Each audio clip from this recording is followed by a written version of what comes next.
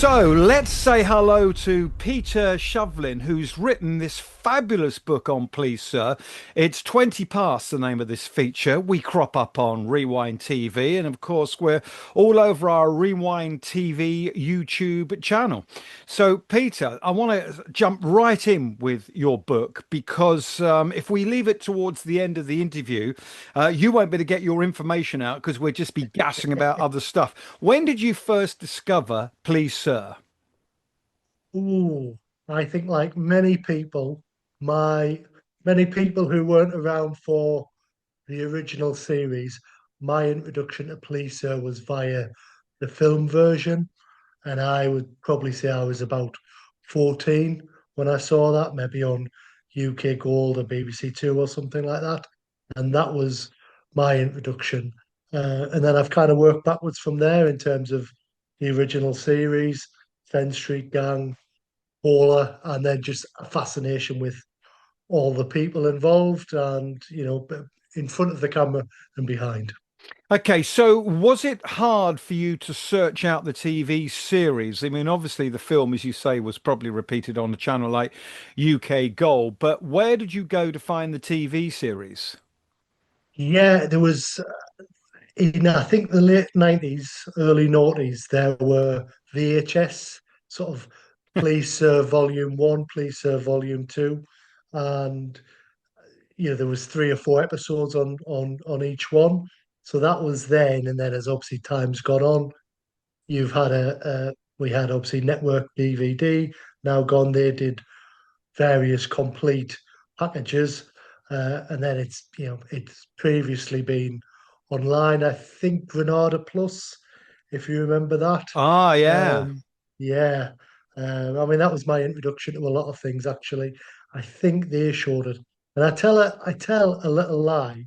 My first memory of police was a Saturday afternoon at my old nana's flat, and it was on probably somewhere between the wrestling and darts. And I remember police being on. I remember it being black and white, which could be true because obviously the earlier episodes are black and white, or maybe I've just added that little flourish.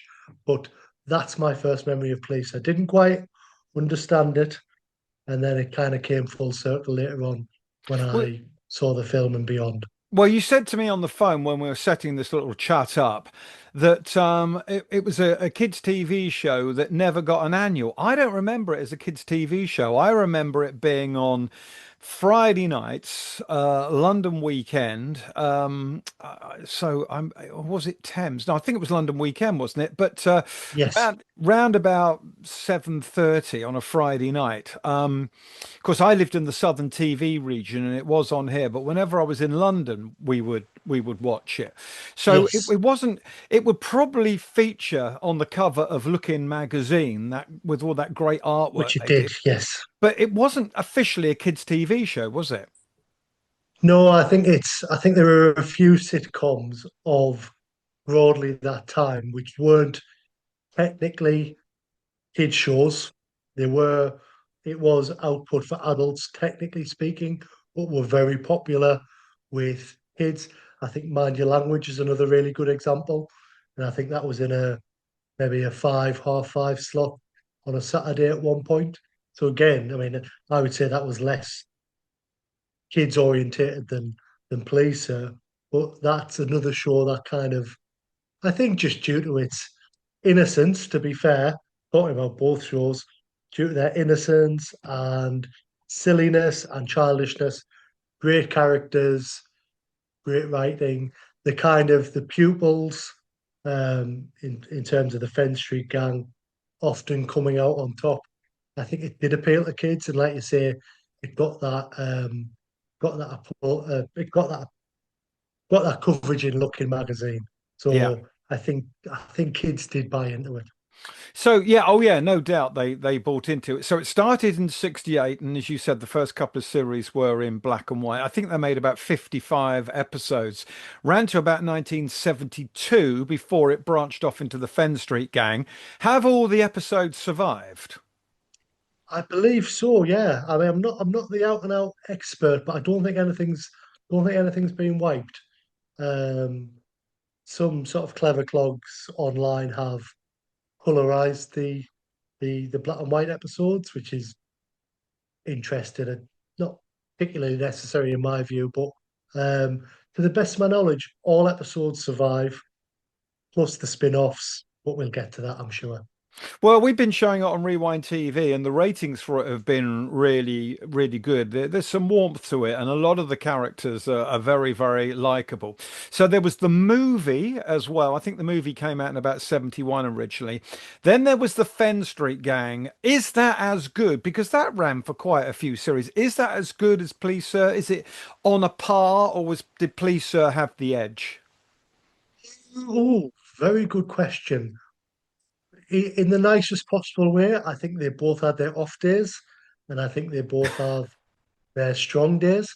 And I think when they're both really good, they're really good.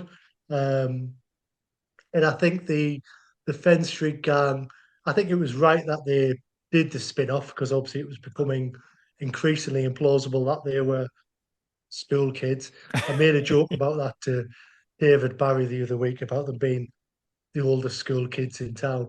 He said if he'd had a pound for every time somebody made that gag.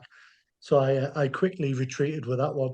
Um, it allowed them to go off into different scenarios, being young adults, employment, unemployment, marriage, that kind of thing. Um, I think in terms of being iconic, I think Police gives it the edge because I think it's in that.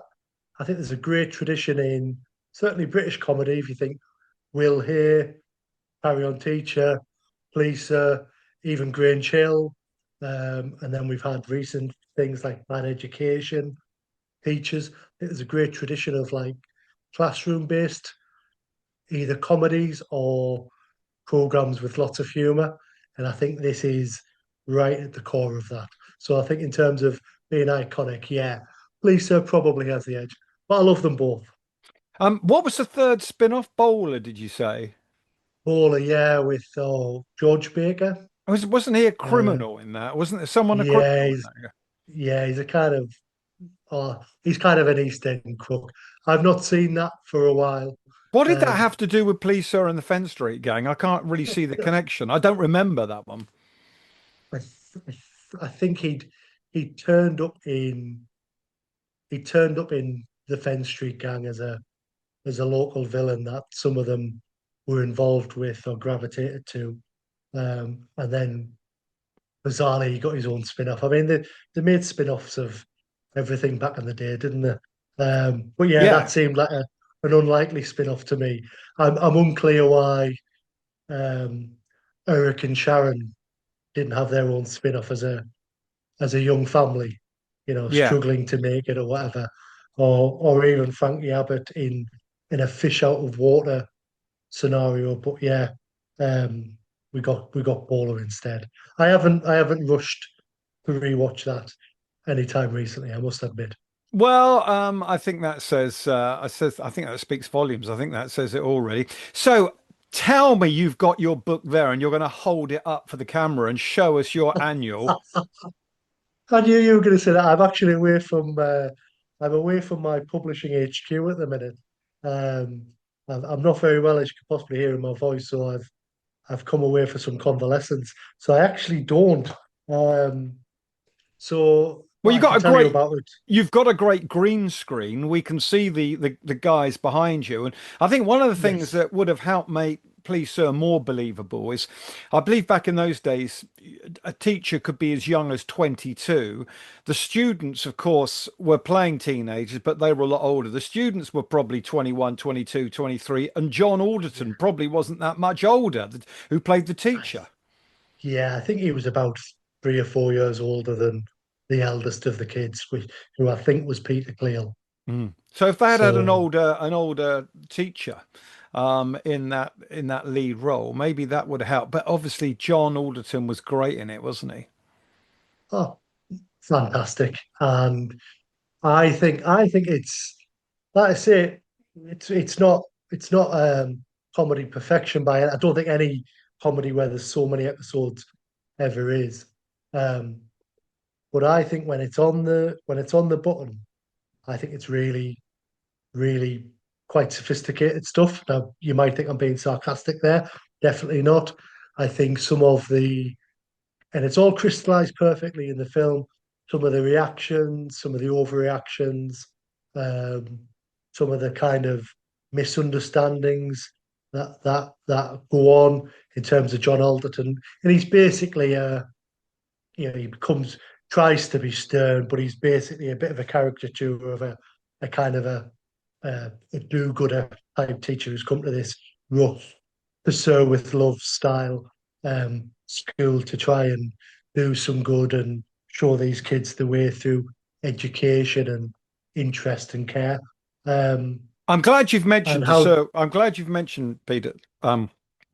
To Serve with Love. Of course, that had Judy Geeson in it and Lulu, yeah, and Sidney Poitier was brilliant as the teacher. And I guess if this started in '68 on ITV, it was hot on the heels of the success of that movie, To Serve with Love. yeah, I think there is a suggestion that there's a link, um, but I'm not sure how accurate or otherwise. That is, there's certainly, if you think about it's an East End setting, it's generally deprived kids who are generally at a disadvantage because of the system, if you will. Yeah, there's definitely a parallel and probably an influence there. I went to see uh, David talk about his career the other week, David Barry, Frankie Abbott, and he told us what the original title was, and it escapes me now. Oh, And not only someone, have you not got the book, you can't even let us in on well, the original. You need media training. That's what you need, Peter. But I've the been a great. disappointment to everyone all my life. I've Oh got to well, change now. well, it's not getting any better. I've got to be honest. It's got.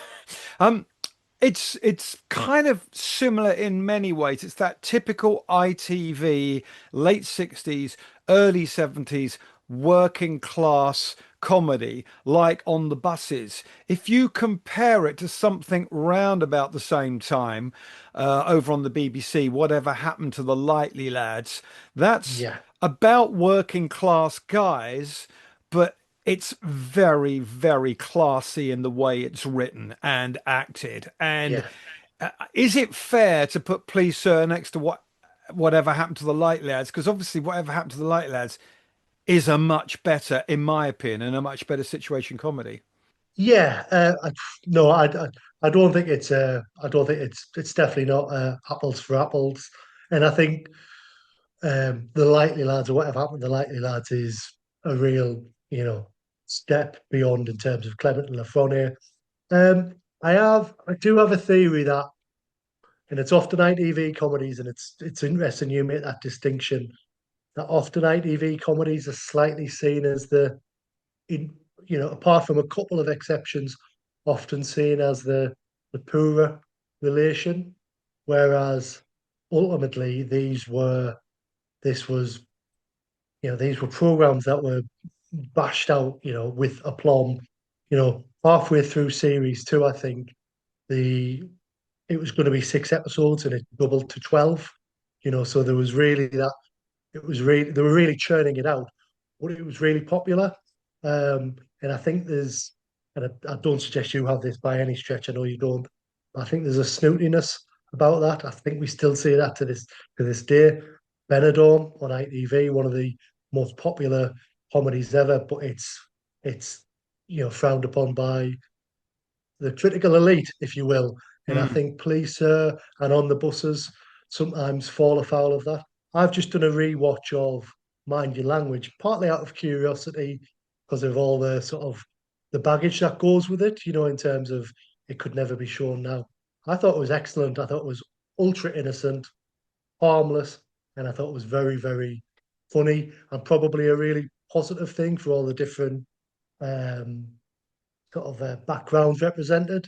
So yeah, I think there is a snobbery there at times, and I think probably Funnily police. enough, Peter, funnily enough, Mind Your Language, which is now seen maybe unfairly as TV poison, was written by Vince Yeah, Powell, who also wrote Love Thy Neighbor.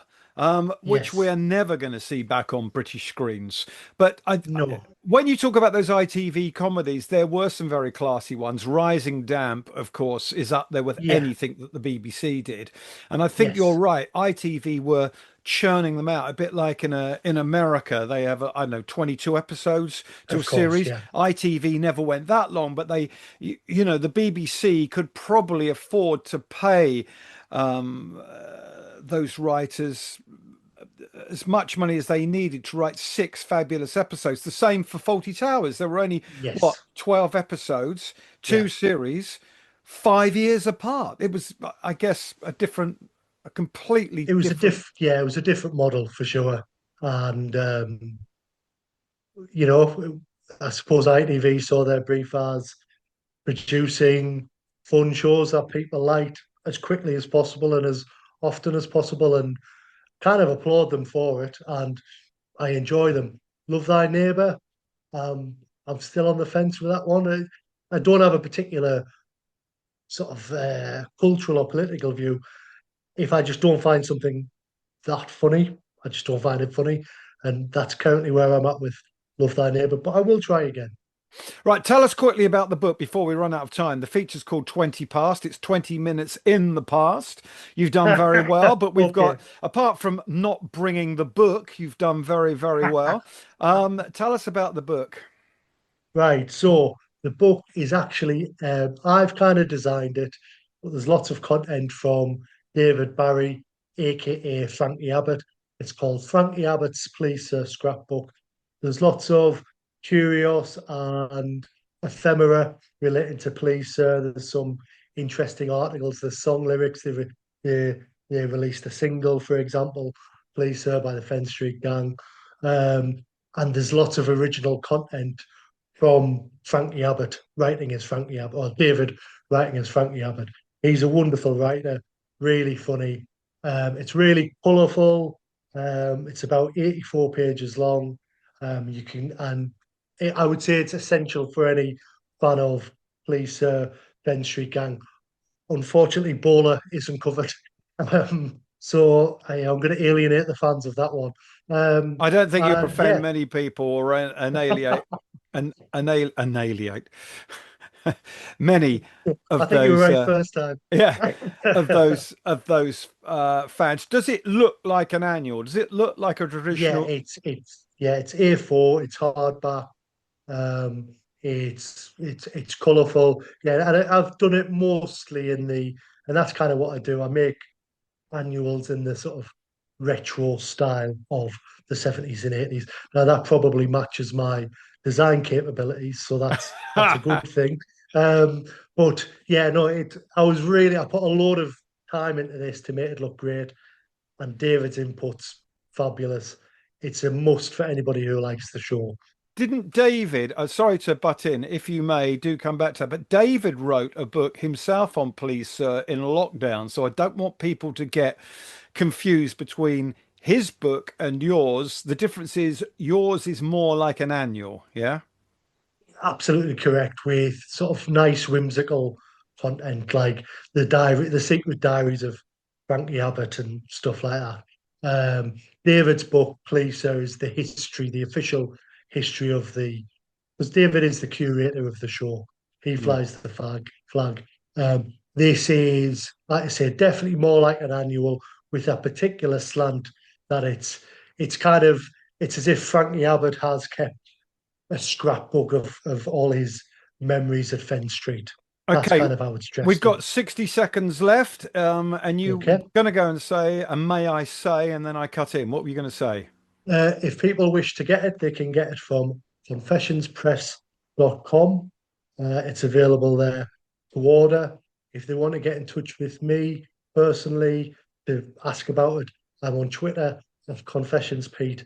Puts all kinds of um, nonsense and inania to do with the past. So please come and say hi. Always want to make friends. All right, Peter. Well, it's been lovely to talk to you. Next time, for goodness sake, bring the book. Get well soon, and we love Thank your you. green screen. This behind me, this is all real. This is not a green screen. It's wonderful. I'm very impressed with the green screen. But yeah, let's keep watching, please, sir. Some great British comedy. Peter, Absolutely. Thank you thank for you. showing it.